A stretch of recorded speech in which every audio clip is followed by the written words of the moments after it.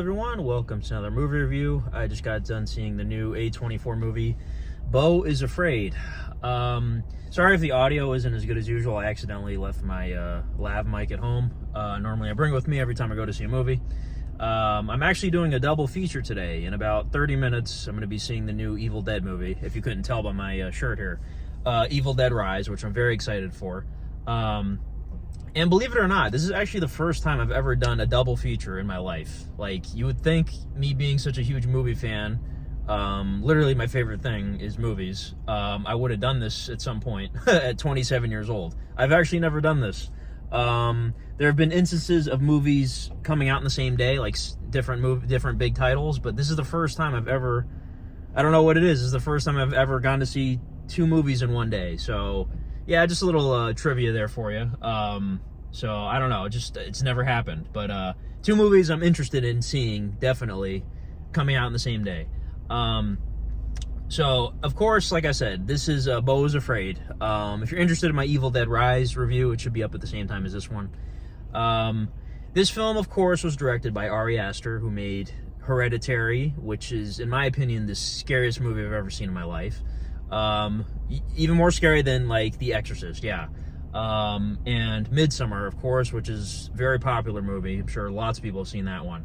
Two very dark and disturbing horror movies that involve cultish activities. Now, this third movie from him, this movie is essentially a dark comedy.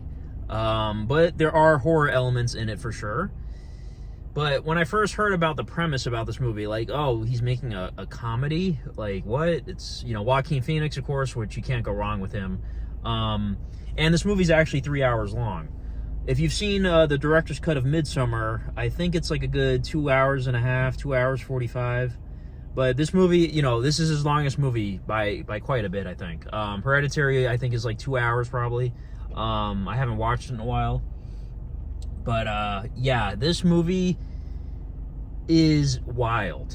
Okay, so the first two movies of his, they're pretty much very grounded. Hereditary has a little more supernatural stuff in it, you know, but it's still a very grounded movie. This one is very, very, like, metaphorical. And there's a lot going on. Like, it's kind of hard to explain this movie. Essentially, Joaquin Phoenix plays Beau, of course. And the movie is essentially about him going to try to visit his mother. That's the most I can really say without spoiling the plot details. So, I'll also mention this. The movie, from what I could tell, is basically illustrating how people's anxieties manifest themselves, like, and the consequences of it. So, like, okay, I don't really mention this in any of my videos, but I kind of suffer from anxiety, like social anxiety in general. You know, I don't have it severely, but that's what I felt from this movie. That's what I took away from it, was certain times, like, if, all right, for example, if you guys suffer from anxiety, you know, you play scenarios in your head of like, oh my god, what if this happens, what if this happens, you know. This is like your worst nightmares playing out in front of you, like your worst anxieties coming to life, essentially. Like, this character goes through so much of that in the movie. And it's not like, okay, for example, Uncut Gems, you know, another A24 movie, which my favorite one, personally. That movie is kind of different. That movie drives your anxiety up, and it's meant to do that because it's supposed to be this fast-paced, you know, sort of hustling kind of movie. Whereas this doesn't really drive your anxiety up. It just sort of, it's a dark comedy, like I mentioned, so it kind of makes light. I don't want to say it makes light of anxiety, but, like, it kind of makes you laugh at certain scenarios. Because, okay, like, you know, in real life, when something bad happens to somebody, but not something tragic necessarily. Like, let's say somebody, like, stubs their toe. Like, they're in a lot of pain, but you can't help but laugh, you know what I mean? That's what this movie does. There are instances of his anxieties coming to life, and you can't help but laugh at it. And there is a lot of weird shit in this movie. Holy crap. It just gets weirder as it goes along. It's pretty tame for the most part, but there is one thing in particular towards the end, and you'll know it when you see it, where it's like, how the hell did they come up with this? So this is one of those movies where you're gonna have to watch, like, an explained video. Like, Beau is afraid, explained. The meaning, explained. You know, there is a lot of shit in this movie that can be dissected. And like I mentioned, it is 3 hours, and I don't think it dragged at all, really. I felt pretty much, you know, entertained throughout. I wouldn't say it's boring. So the runtime was fine. Joaquin Phoenix gives a stellar performance, of course. There's other people in the movie, like Nathan Lane. There's a cameo from somebody, which I'm pretty sure it's this person. I'm going to look it up later, but I thought that was pretty funny that this person played this character. So, but there's other people in the movie too, of course. Everybody does a great job. You know, of course, it's a very surrealistic movie. The filmmaking, again, with Ari Aster, this guy is a master with the camera. Ari Aster is a master. That kind of rhymed. His cinematography in Hereditary especially was the first thing I noticed. Like, man, this guy is incredible with the camera.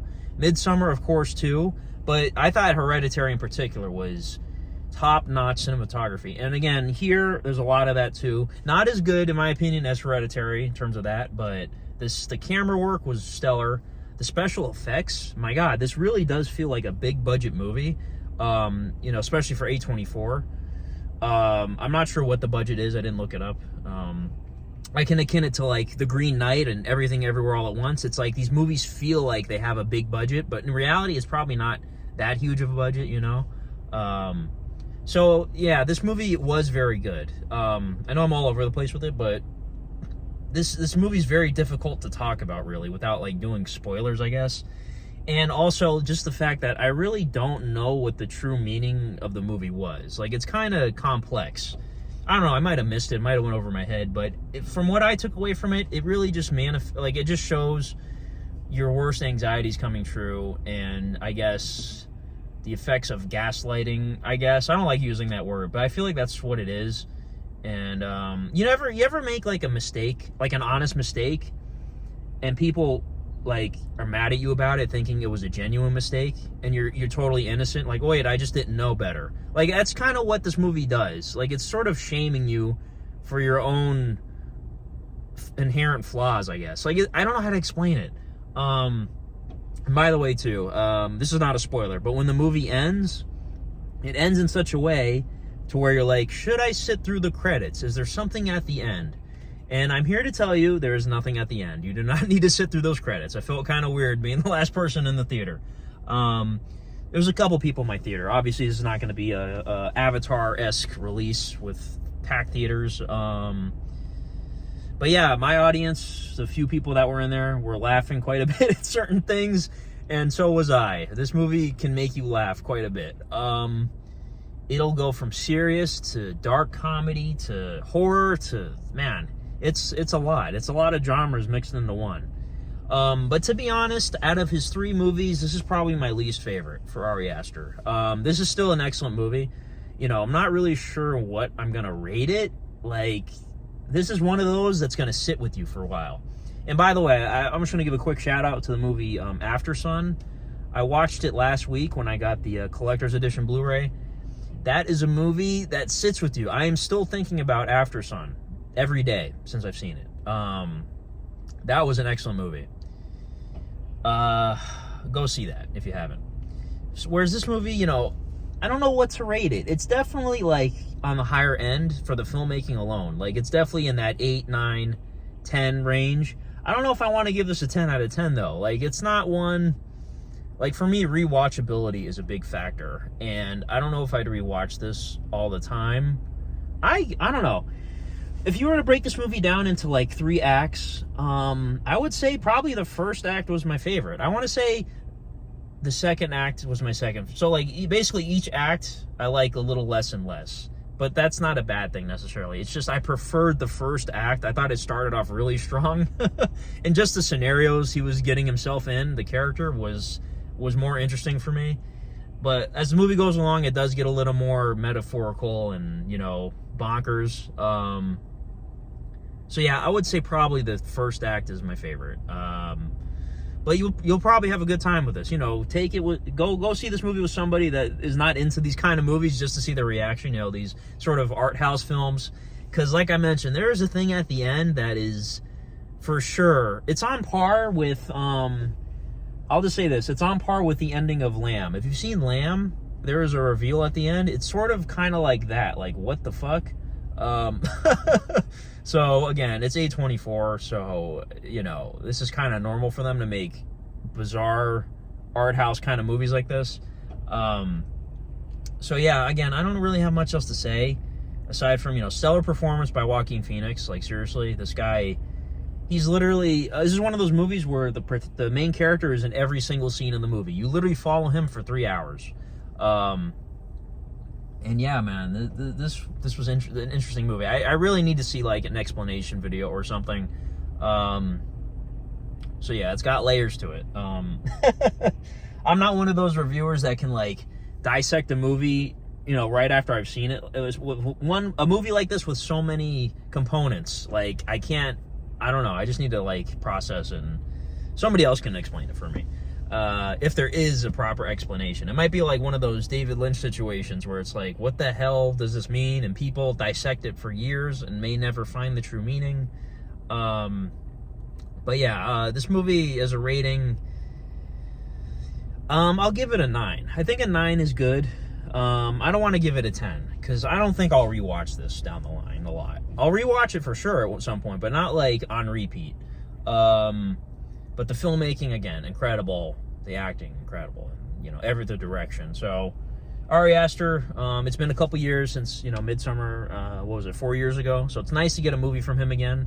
I know he puts a lot of work into his film, but I still am amazed at how he made Hereditary and Midsommar back to back. Like, one came out in 2018 and the next one came out in 2019. Like, how did he do that? Like, those movies took a lot of work, you know. I'm sure he needed a break. So, I will say the production in this movie feels bigger than those two. So, yeah, I guess the 4-year thing was definitely warranted. So who knows when he'll make another movie again? You know, if it's going to be a horror movie, it's going to be whatever. Actually, I think they recently announced he's got something in the works. I forgot what it was, though. But yeah, I think I'll just give this a 9 out of 10, to be honest. Like, I guess I could say I loved it. I don't know. Like, it was definitely an experience. And it actually did get released in IMAX in certain theaters. I don't think there was any IMAX showings of this near me. So if you were fortunate to see this in IMAX, I'm sure it looked really cool.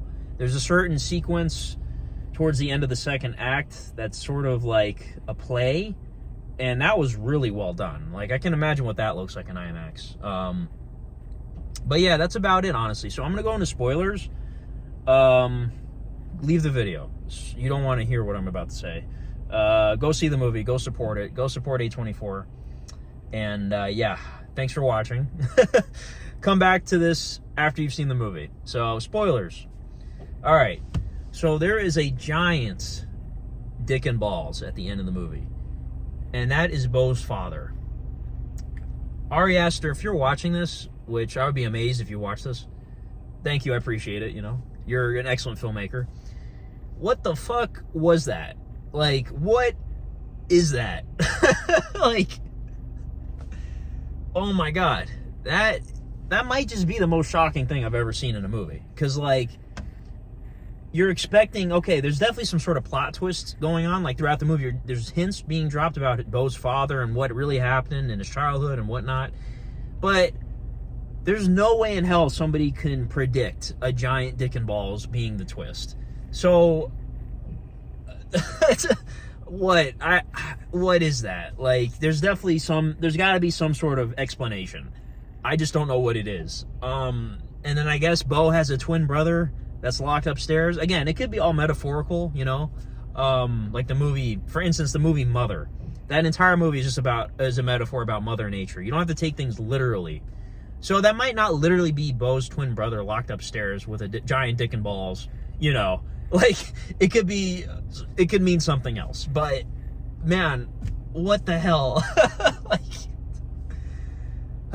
man, this is one of those things. Like, I love A24, but, like, man, they put out some wild shit.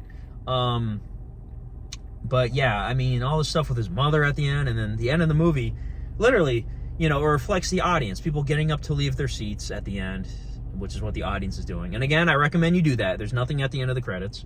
But yeah, I don't know if it's a commentary on, like, us as viewers or something, judging the characters. I don't know what it is.